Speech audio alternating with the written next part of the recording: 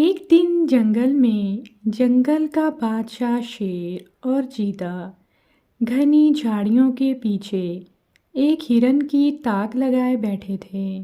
ہرن ان دونوں سے بے خبر نرم نرم گھاس کھانے میں مشغول تھا۔ اچانک ہی ہرن نے گھاس کھانا بند کیا اور وہ ادھر ادھر دیکھنے لگی۔ شاید اسے بھی خطرے کی بو آ گئی تھی۔ دوسری طرف ہرن کے لذیذ گوشت کے تصور ہی سے شیر اور چیتے کے منہ میں پانی آ گیا اور وہ دونوں آہستہ آہستہ ہرن کی طرف بڑھنے لگے۔ جیسے ہی وہ دونوں ہرن کی طرف بڑھے، ہرن نے بھی بھاگنا شروع کر دیا۔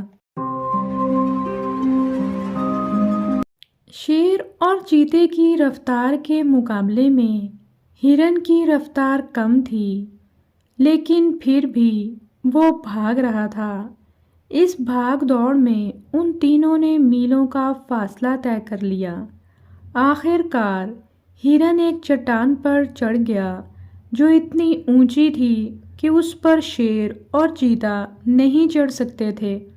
شیر کہنے لگا، یہ میرا شکار ہے، پہلے میں نے تاکا تھا۔ چیتے نے غصے سے جواب دیا، آپ جنگل کے بادشاہ ضرور ہیں، لیکن یہ جنگل ہے، انسانوں کی دنیا نہیں کہ بادشاہ جو چاہے کرے۔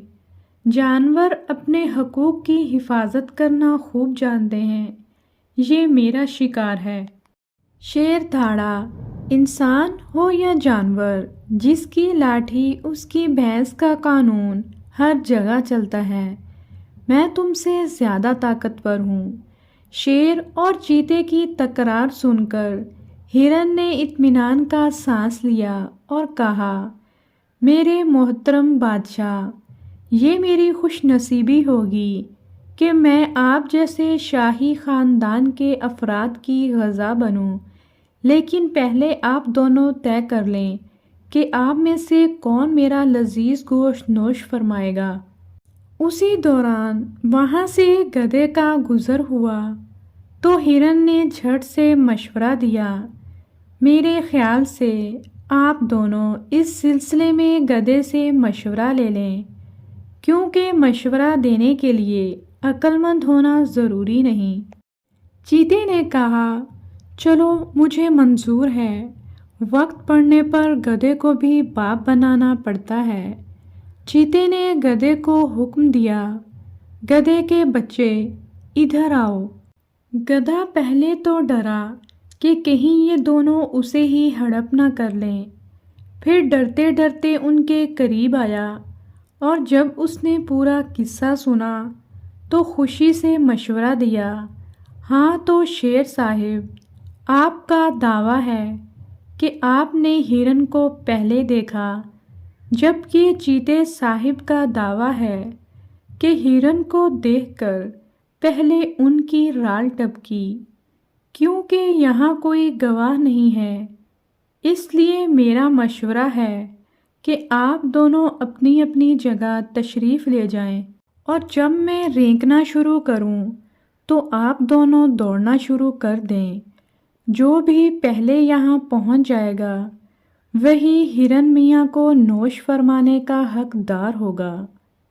شیر اور چیتا بھوک سے بے تاب تھے، لیکن دونوں کو اپنی تیز رفتاری پر ناز تھا، اس لیے انہوں نے گدھے کی تجویز مان لی اور یہ طے ہوا کہ دونوں اپنی اپنی جگہ لوٹ جائیں گے۔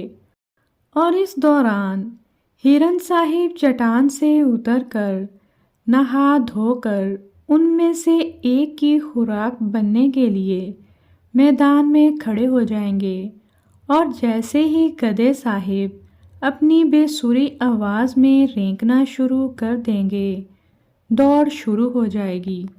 شیر اور چیتا اپنی اپنی جگہ واپس چلے گئے۔ جب کافی دیر تک گدھے کے رینکنے کی آواز نہ آئی تو دونوں کا ماتھا ٹھنکا۔ پہلے تو انہوں نے ایک دوسرے کو گھورا، پھر چٹان کی طرف دوڑنا شروع کیا۔ جب وہ چٹان کے نزدیک پہنچے تو دیکھا وہاں چاروں طرف ویرانی اور سناٹا تھا۔ ہرن کا کہیں پتہ نہ تھا اور گدھے کے سر سے سینگ ہی نہیں، پورا گدھا غائب تھا۔ شیر نے غصے سے کہا، اس گدھے کے بچے نے ہمیں دھوکہ دیا۔ چیتے نے سر جھکا کر افسوس سے کہا، شیر صاحب، گدھا وہ نہیں، ہم دونوں ہیں۔